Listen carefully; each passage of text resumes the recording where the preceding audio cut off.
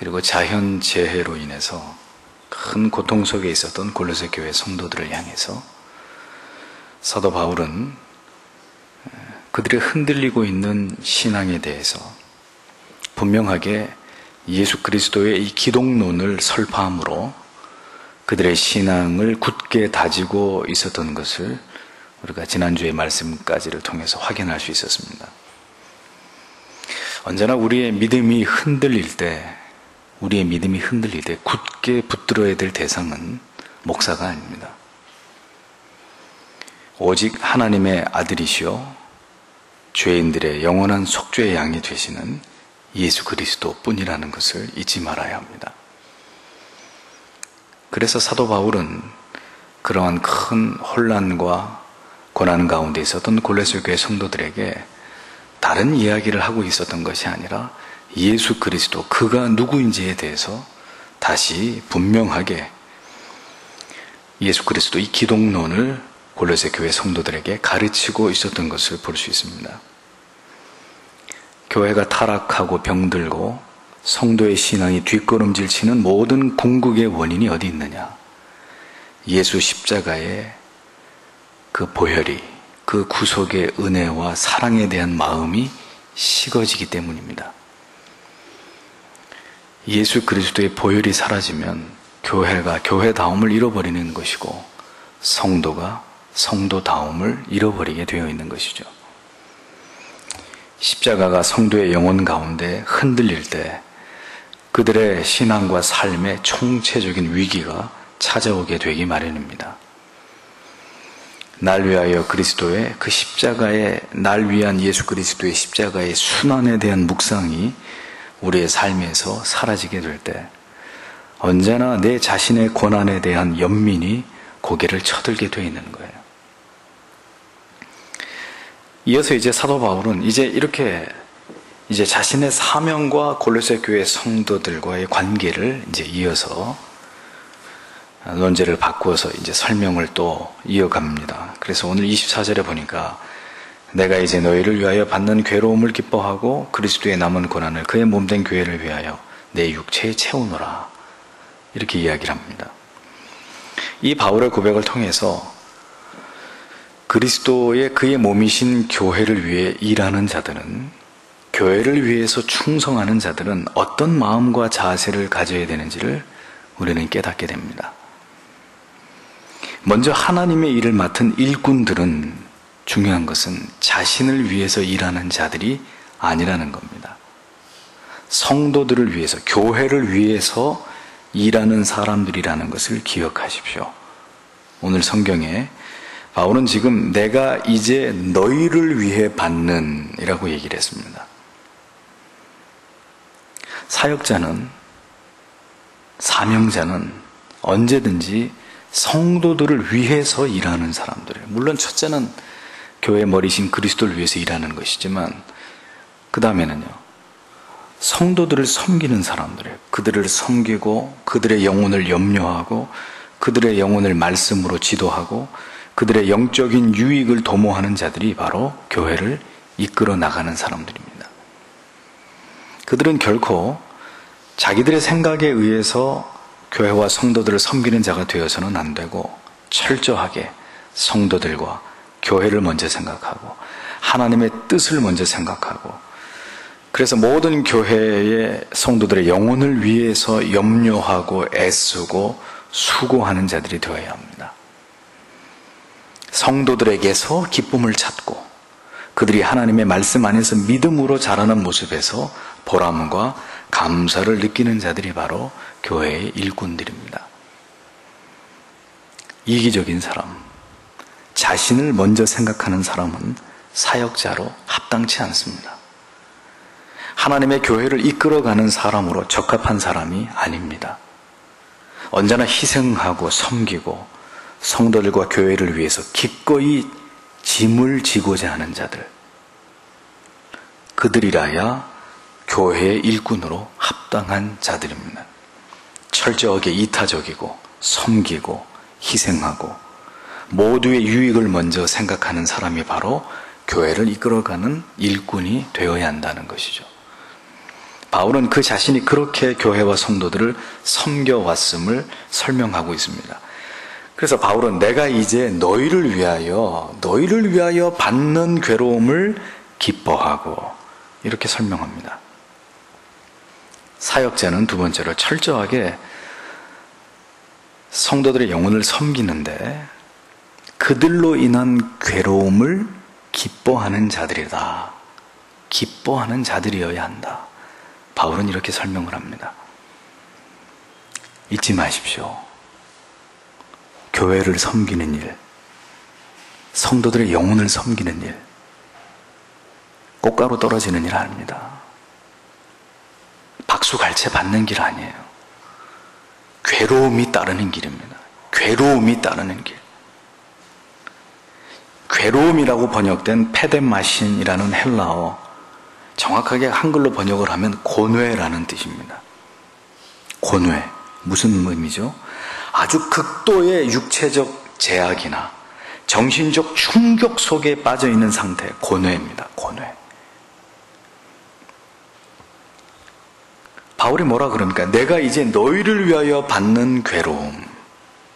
성도들을 섬기는 게 기쁘고 즐겁고 재미나고 신바람 나는? 그렇게 얘기 안 하고 너희를 위해서 내가 괴로움을 당한다. 고뇌에 빠진다. 바울은 골로새 교회 성도들 교회 때문에 극도의 육체적인 제약과 정신적인 고통을 받고 있다는 사실을 알 수 있는 대목입니다. 사명자의 길, 사도의 길, 목사의 길, 그리고 교회를 섬기는 중직자들의 길은 교회와 성도들을 위해서 극도의 육체적, 정신적 고통과 충격을 감당해내는 길이에요. 교회는 다양한 종류의 사람들이 모이는 곳이잖아요.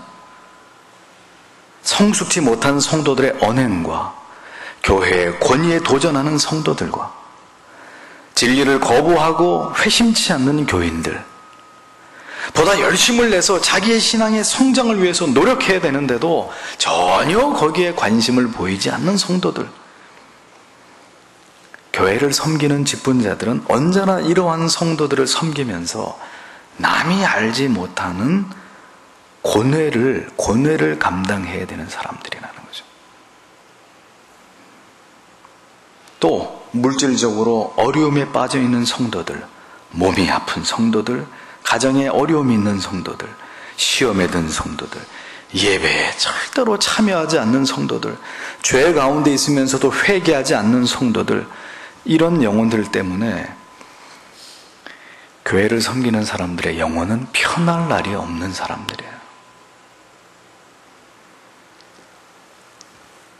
교회와 성도로 인한 염려와 고통, 언제나 그 무거운 짐을 지고 묵묵히 걸어가는 사람들이 바로 사역자들입니다. 교회를 이끌어가는 직분자들입니다. 그런데 그런 모든 괴로움을 도대체 어떻게 이겨내야 되느냐? 바울은 그것을 도대체 어떻게 이겨냈느냐? 우리는 이제 이게 궁금해집니다. 너희를 위하여 받는 괴로움을 기뻐하고라고 했어요. 너희들을 위해서 받는 괴로움 때문에 내가 시험에 들고 내가 죽을 지경이고 내가 도망치고 싶고 그렇게 얘기하지 않고 너희 때문에 받는 괴로움을, 고뇌를 나는 기뻐하고 이렇게 얘기를 했습니다.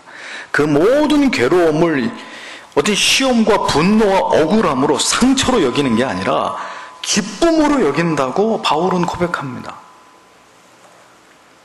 그러니까 적어도 사역자가, 사명자가 되려면, 직분자가 되려면 한 가지를 각오하셔야 되는데 그게 뭘까요?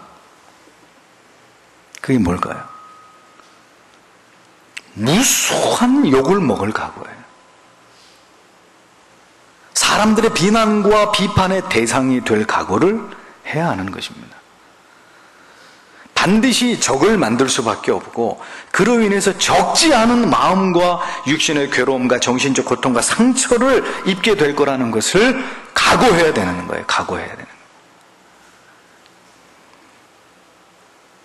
하나님 편에 서는 일, 진리 편에 서는 일 쉬운 일 아닙니다. 편안한 길 아닙니다. 그런데 그 모든 일들을 어떻게 기쁘게 여길 수 있다는 말이냐? 우리는 이제 이것이 다 궁금하고 답답하고 어떻게 그게 가능하냐? 궁금해집니다. 바울은 어떻게 그것이 가능했을까요? 그 다음 구절에 나옵니다. 그리스도의 남은 고난을 그의 몸된 교회를 위하여 내 육체에 채우노라. 이렇게 기록하고 있습니다. 어떻게 그 모든 괴로움을 기쁨으로 승화시킬 수 있는 것일까요? 그 모든 고뇌 속에서 오직 한 분만을 생각하는 것입니다. 오직 한 분만 생각하는 거예요. 그것은 바로 나의 죄를 위해서 십자가를 지시고 오늘 내가 당하는 이 고난과 억울함과는 좋게 비교가 될 수 없는 그 고뇌의 십자가를 지고 갈보리 언덕을 피로 물들이면서 올라가신 그 주님만 바라보는 거예요.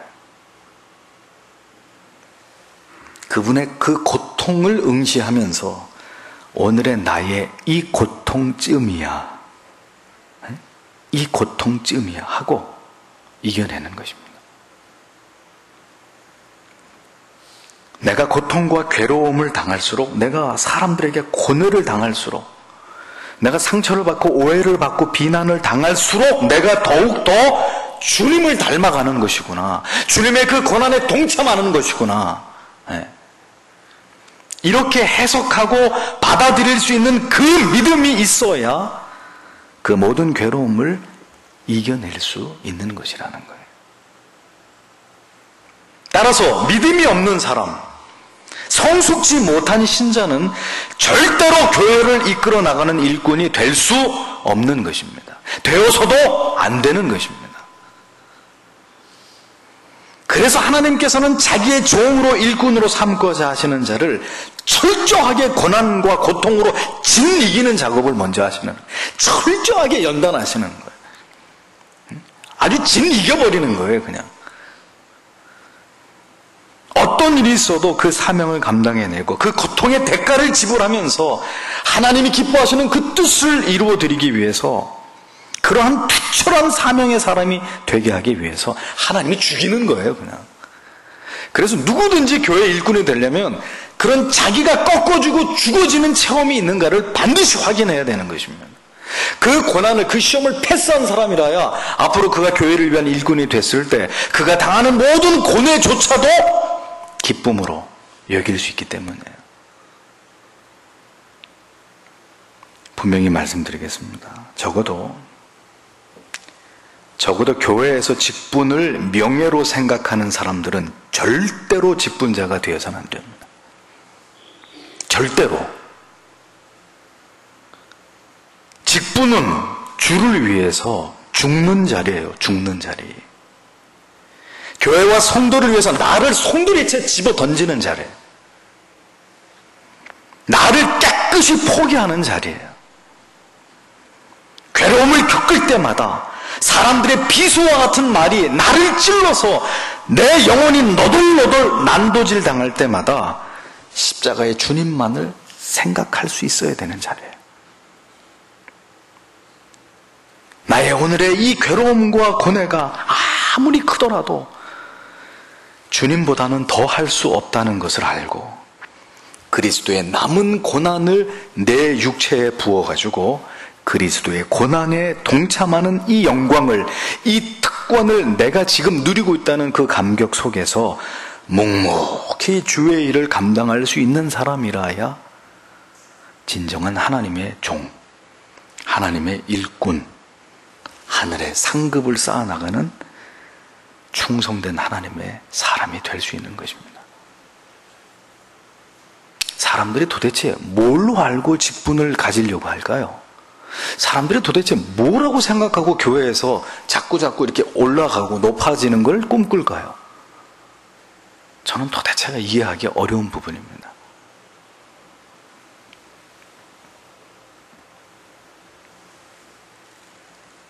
간혹 열심히 교회를 위해서 수고하시고 헌신하시던 분들이 상처를 받으시는 거 보면 참 마음이 아픕니다. 그런데 생각해 보십시오. 어떤 사람이 상처받습니까? 섬기는 분이 상처받아요. 섬김을 받는 사람은 상처받을 일이 없죠. 섬기는 사람이 상처받아요. 충성하는 분이 상처받아요. 그냥 교회 손님처럼 왔다가 갔다가 교회하고 교회 어려움하고 나하고는 상관없어. 그냥 나는 왔다 갔다 하는 손님이 지나잖아. 그런 분은 죽었다 깨어나도 상처받을 일 없어요. 언제나 헌신하시고 희생하는 분들이 영적인 가장 육체적인 큰 고뇌를 당하게 됩니다. 하지만 다시 생각해 보세요. 그것을 감당할 만하기 때문에 그를 하나님께서 교회를 섬길 자로 세우신 거 아니겠어요? 그렇죠? 감당할 만하니까 하나님이 그분을 믿으니까 너라면 나를 위해서 교회를 위해서 당하는 모든 괴로움을 기쁨으로 여길 만한 내가 아끼는 내 종이다. 감당할 만하니까 시키시는 거 아니겠어요? 또 아무리 직분을 갖기를 원해도 되지 않는 것은 그럴 만한 그릇이 아니기 때문에 안 되는 거 아니겠습니까? 맡겨봐야 욕이나 하고 혈기나 부리고 교회나 뒤집어 엎고 그럴 거 뻔하니까 그분이 안 되는 거 아니겠어요?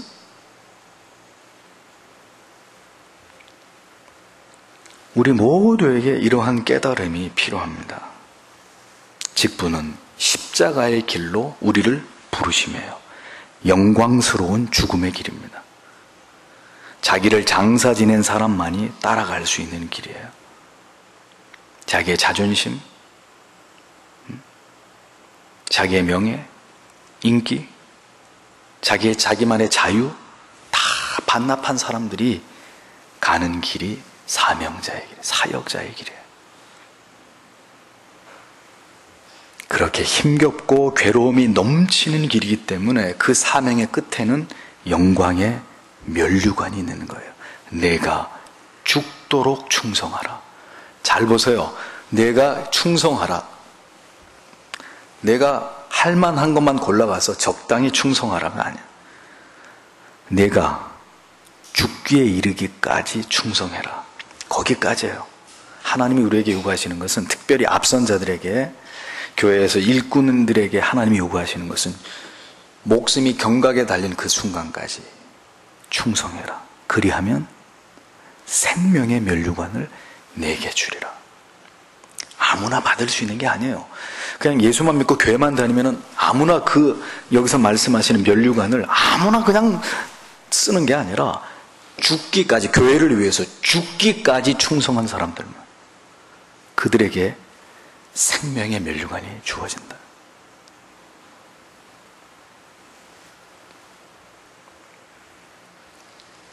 많은 사람들이 섬기다가 시험에 들고 십자가를 등지고 뒤로 물러가 버리는 일들이 종종 있습니다. 이 투철한 사명감, 십자가의 정신으로 언제나 자신을 무장하는 일을 게을리하면 안 되는 이유가 여기 있어요. 언제나 마귀는 앞선 자들, 일꾼들을, 사역자들을 노린단 말이에요.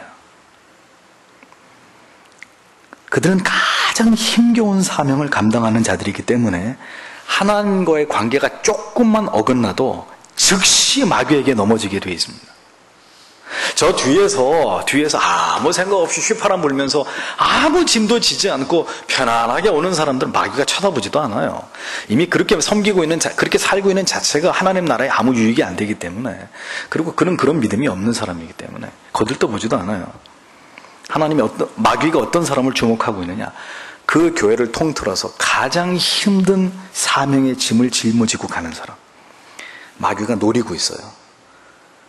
조금만 하나님과 관계가 어긋나 버려도 즉시 마귀가 그걸 알아채고 덥석 물어버리는 거예요.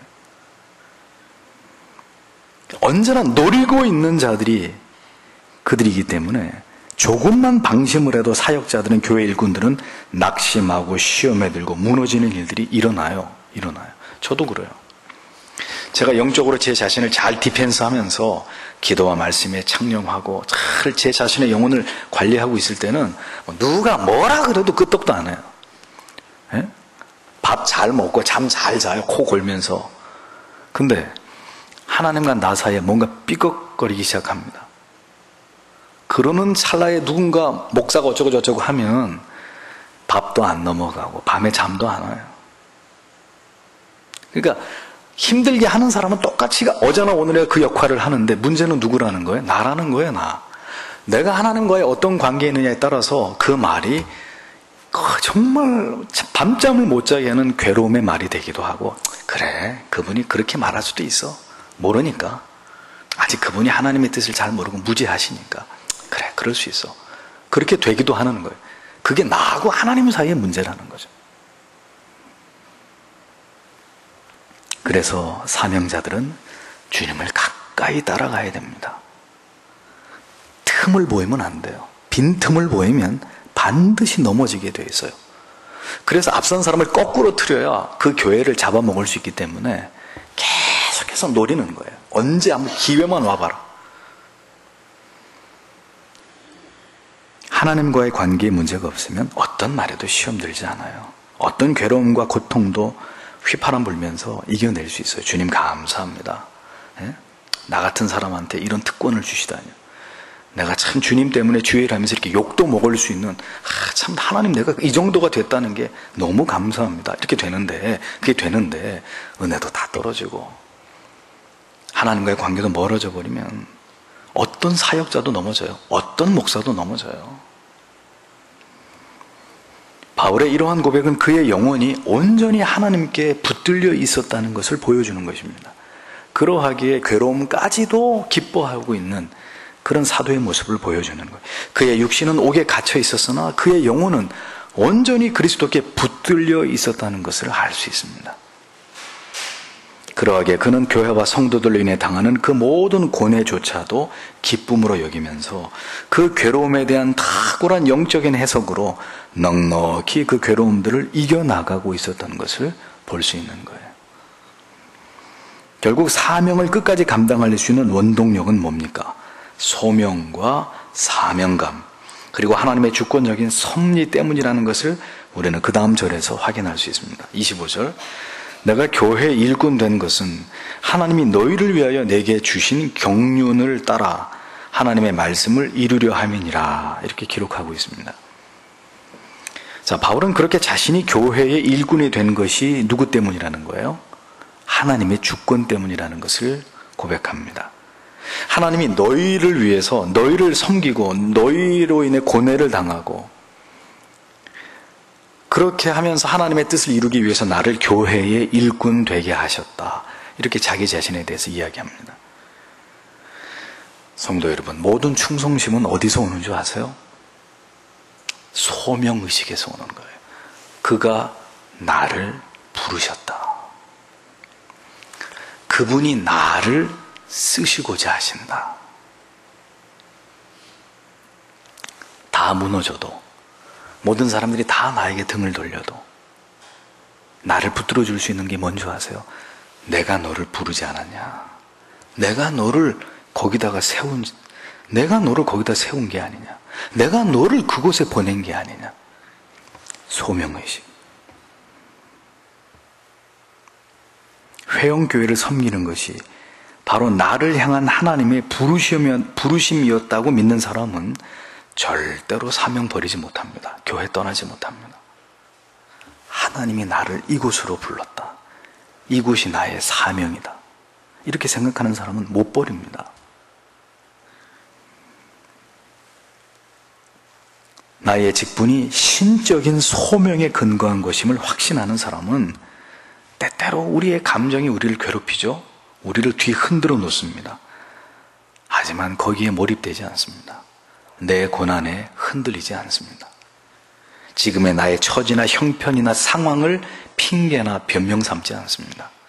그분이 나를 불렀는데, 그분이 나를 쓰시겠다고 했는데, 하나님이 나를 목사로 부르셨다. 하나님이 나를 이 직분으로, 이 사명으로 부르셨다. 오늘 여러분 가슴 속에 이 뚜렷한 소명의식이 있으신지를 확인해 보시란 말이에요. 하나님이 나를 주일학교 교사로 불렀다. 하나님이 나를 구역장으로, 하나님이 나를 부장으로, 하나님이 나를 집사로, 하나님이 나를 불렀다.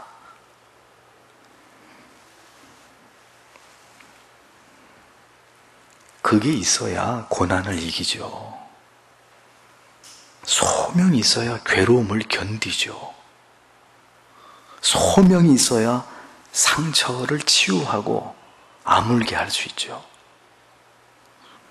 내 사명, 내게 맡기신 교회, 나에게 주신 이 직분, 이런 골수에 사무친 투철한 소명의식이 있어야 교회를 섬기고 성도들을 섬기고, 그렇게 해서 그것이 내게 고뇌가 되더라도 사명의 십자가를 굳게 붙들고 목에서는, 입에서는 찬송의 소리가 나오면서 그 길을 묵묵히 걸어갈 수 있는 것 아니겠습니까? 제가 해보니까 그렇더라고요. 바울은 말합니다.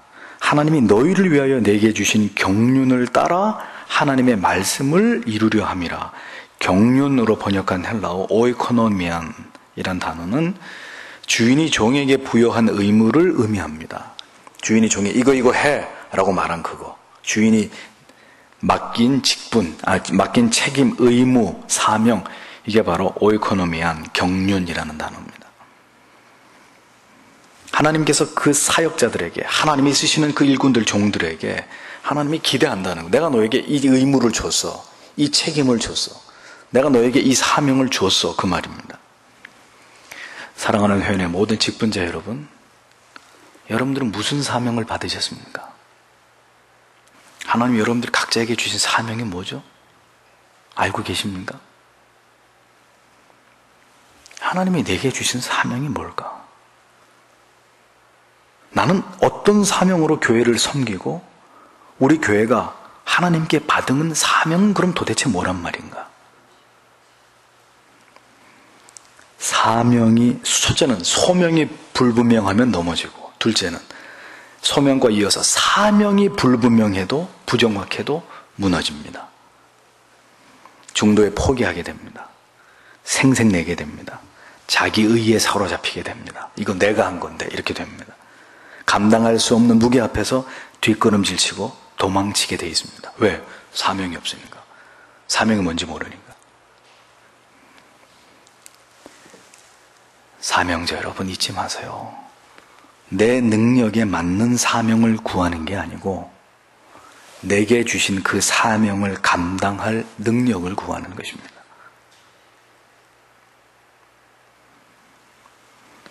회영교회는 지금 진정한 사명자가 필요합니다. 직분을 탐내는 자가 필요한 것이 아니고 어려움과 고통 속에 있는 교회를 위해서 진정으로 헌신할 사명자들, 하나님께서 하나님의 뜻을 이루기 위해서 하나님이 세우신 자들, 우리는 그런 교회의 일꾼들을 필요로 하는 것입니다. 하나님의 말씀을 이루려는 자들이 일어나야 됩니다. 바울의 마지막 얘기를 보세요. 나의 뜻과 주장이 아니라 바울의 말처럼 하나님의 말씀을 이루려 함이니라. 내게 주신 경륜을 따라서, 내게 주신, 그분이 내게 부여하신 그 사명을 따라서 뭐라 그랬어요? 하나님의 말씀을 이루려 함이라. 하나님의 뜻을 이루려 함이라. 하나님의 계획을 이루려 함이라. 거기 나는 없는 거죠. 나는 없는 거예요. 하나님의 뜻, 하나님의 말씀, 하나님의 계획, 하나님의 의지, 그것을 이루는 거예요. 내게 주신 사명을 따라서. 그 사람이 사역자예요. 직분자예요. 헌신자예요. 교회 일꾼이에요. 모든 교회와 성도의 사명이 무엇입니까? 거두절미하고 뭐예요? 하나님의 말씀을 이루는 것입니다. 우리의 모든 사역의 초점은, 교회가 존재하는 이유는, 교회 일꾼들이, 직분자들이, 사역자들이 존재하는 가장 뚜렷한 이유는, 남전도회가 존재하고 여전도회가 존재하고 청년대학부가 존재하고 중고등부 주일학교가 존재하는 이유는 단 하나입니다. 뭐예요? 우리 모두에게 주신 사명대로 하나님의 말씀이 우리를 통해서 이 땅 가운데 이루어지게 하기 위해서입니다. 하나님의 말씀이 이루어지게 하기 위해서. 사명자의 가슴을 딱 쪼개보면, 그 사명자의 뇌를 쪼개가지고 열어보면 그 한가운데는 하나님의 나라의 의와 뜻과 말씀이 새겨져 있어야 되는 거죠. 기필코 이루어져야 될 하나님의 말씀이 사명자의 심장에, 신비에 새겨져 있어야 되는 겁니다. 불타는 가슴에 사명자들이 있어야 하나님의 나라가 이루어지는 것입니다. 교회가 세워지는 것입니다. 교회가 사명을 감당해내고 교회가 고난을 이겨낼 수 있는 것입니다. 하나님의 말씀을 이룰 것이다. 이것이 분명해요. 사명자의 가슴에 그것보다 더 중요한 것은 결코 용납되지 않습니다. 결국은 답은 뭐죠? 사람이라는 거예요. 사람. 하나님의 사명이 가슴에 새겨져 있는 사람, 하나님 앞에 소명, 나는 부름 받았다, 이것이 새겨져 있는 사람, 하나님의 말씀을 이루고자 하는 결연한 뜻이 그의 영혼에 새겨져 있는 사람, 하나님은 그 사람을 통해서 바로 사도 바울과 같은 당신의 신실한 일꾼을 통해서 오늘도 하나님의 뜻과 계획을 이루어 가시는 분이시라는 거예요. 오늘 이러한 일꾼이 한국 교회 안에 문제는 얼마나 되느냐 하는 문제입니다. 교회가 어려운 것은 말이죠, 외적인 문제가 아닙니다. 잘 기억하세요. 교회가 역사 속에서 어려움에 직면하지 않았던 때는 없었습니다. 오히려 교회가 평안과 번영을 누릴 때 교회는 타락하고 변질도 했습니다. 교회의 어려움은 재정의 어려움이 아닙니다. 정직하게 얘기하죠. 교인이 적기 때문도 아닙니다. 번듯한 예배당이 없기 때문이 아닙니다. 위치가 좋지 않고 교회가 상가이기 때문이 교회가 어려운 이유가 아닙니다. 하나님의 사람이 없는 것이 교회의 위기인 것이죠. 하나님을 향해서, 그의 나라와 의를 향해서 가슴에 사무친 진리를 위해서 불같은 가슴을 가진 사람이 없는 것이 교회의 위기지, 사도 바울과 같은 예수의 심장을 가진 그런 사역자들이 자신들의 사명을 감당하지 않기 때문에 오늘의 한국 교회가 위기인 것이지, 위기의 이유를 어디서 찾느냐 말이에요. 어디서? 오늘 우리 교회도 마찬가지입니다. 어제 교회에 오늘 연로하신 성도님들과 전화 통화를 했습니다. 그분들의 주님과 교회를 사랑하시는 마음이 목사의 가슴에 절절히 와닿았습니다. 목사는 생각했습니다. 이런 어르신들이 교회에 계시는 한 회원교회는 희망이 있다, 소망이 있다. 목사의 마음에 큰 감사가 밀려오더라고요. 교회를 위해 품고 계신 그분들의 뜻이 너무 귀하고 아름답고 모든 교회 성도들이 본받아야 될 그런 마음이라는 생각이 들었습니다. 성도 여러분, 난세에 영웅이 난다는 말이 있잖아요. 교회도 마찬가지입니다. 이 얘기는 제가 교회 온 지 1년도 안 됐을 때 말씀드렸던 얘기예요. 어려움과 위기 속에서, 괴로움 속에서, 고뇌 속에서 진정한 사역자가, 일꾼이, 사명자가 나오는 법입니다. 평안할 때 사명자가 나오지 않아요. 돈이 막 넘쳐날 때 그때 탁월한 일꾼이 나오는 게 아니에요. 교인들 수가 막 버글버글할 때 그때 하나님이 쓰시는 귀한 일꾼이 나오는 게 아닙니다. 언제 하나님이 쓰시는, 하나님이 붙드는 진정한 종이 나오느냐?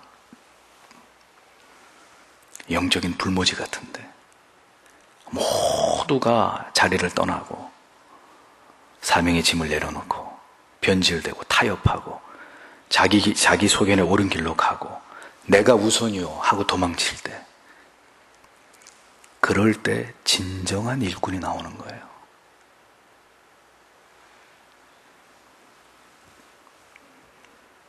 지금은 교회의 가장 큰 어려움의 순간이자 이제 다음 세대 회영교회를 이끌어 나갈 새로운 사명자들, 일꾼들이 잉태되고 배출되어야 되는 시기를 앞두고 있는 시점입니다. 이 중요한 시점에 하나님의 마음을 시원케 해드릴 그런 사역자들이 일어나야 되지 않겠습니까? 그래서 목사의 마음은 염려 반, 기대 반이에요. 인간적으로 생각하면 염려와 걱정뿐이고, 하나님의 주권과 뜻을 믿는 믿음의 눈으로 보면 기대가 되고, 하나님께서 앞으로 어떤 사역자들을, 어떤 교회 일꾼들을 세워주실지를 고대하게 되고, 목사는 여러분들에게 분명히 말씀드립니다. 준비된 자를 세울 것입니다. 그가 이 교회를 출석한 지 1년이 되었든 간에 10년이 되었든 간에 그건 중요하지 않습니다. 내년도 임명에는 모든 직분의 위치를 다 바꾸려고 합니다. 전혀 새로운 분야에서 새롭게 재직들께서 교회를 섬길 기회를 드리려고 합니다. 이제 해오시던 거 그만하세요. 다른 분에게 기회 주시고 내가 지금까지 해보지 않은 곳에 들어가셔서 교회를 섬겨보세요. 그리고 수고한 분들에게는 안식을 좀 드리고, 이렇게 해서 교회 모든 일꾼이 교회 구석구석 골고루 들어가서 새로운 자리에서 새로운 사명 가지고 교회를 섬길 수 있는, 그것을 염두하고 기도하고 있습니다. 교회를 섬기는 일꾼들, 하나님께서 그들에게 무엇을 요구하시는지 우리는 바울의 고백 속에서 그 해답을 찾습니다. 성도 여러분, 자신을 돌아보세요. 그리고 다시 믿음을 점검하세요. 나는 과연 사명자인가? 성도와 교회를 위해서 일하는 자인가? 나는 고뇌를 각오한 사람인가? 괴로움을 기쁨으로 여길 수 있는 믿음이 나에게는 준비되어 있는가? 나는 외롭고 힘들고 고통나고 눈물 날 때마다 그리스도만을 바라보는 사람인가? 그 모든 괴로움이 그리스도의 고난에 동참하는 특권이라고 믿는 그 기쁨이 나에게 있는가? 나에게는 세상에 그 무엇과도 바꿀 수 없는 소명과 사명이 있는가? 우리를 이곳으로 이렇게 부르신 하나님의 놀라운 경륜이 바로 하나님의 말씀을 이루고자 함이라는 것에 대해서 나는 확신하고 있는가?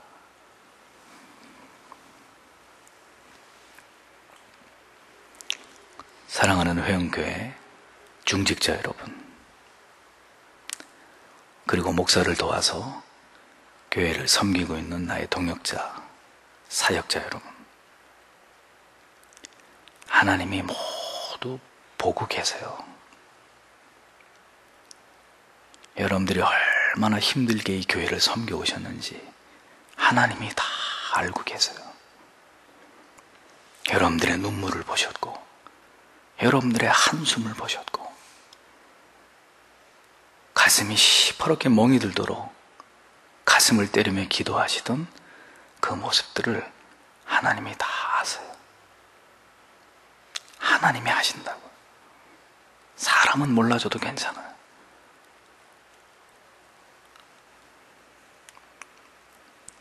오늘까지 그렇게 수고와 슬픔과 상처뿐인 마음으로 교회를 섬겨온 여러분 모두를 축복합니다. 하나님이 다 아시고 반드시 갚아주실 거예요. 여러분들은 그리스도의 남은 고난을 여러분들의 육체에다가 쏟아붓는 사람들은, 주님, 당신의 남은 고난을 당신의 몸된 교회를 위해서 내 몸에다가 고스란히 쏟아붓습니다. 저는 그것이 너무 기쁘고 감격스럽습니다. 저를 그 일에 불러주셨으니 나 같은 죄인을, 나같이 부족하고 허물 많은 이 죄인을 당신의 고난에 끼워 넣으셔서 먼 훗날 아버지 앞에서 영광을 받을 때 그 자리에 나의 이름도 주께서 호명해 주실 터이니 그 이상의 감격이 어디 있어요? 그거 이상의 감사가 어디 있어요? 멀리 바라보세요. 멀리 바라보세요. 괴롭고 힘들고 고통스러우실수록에 코앞만 바라보지 마시고 멀리 바라보십시오.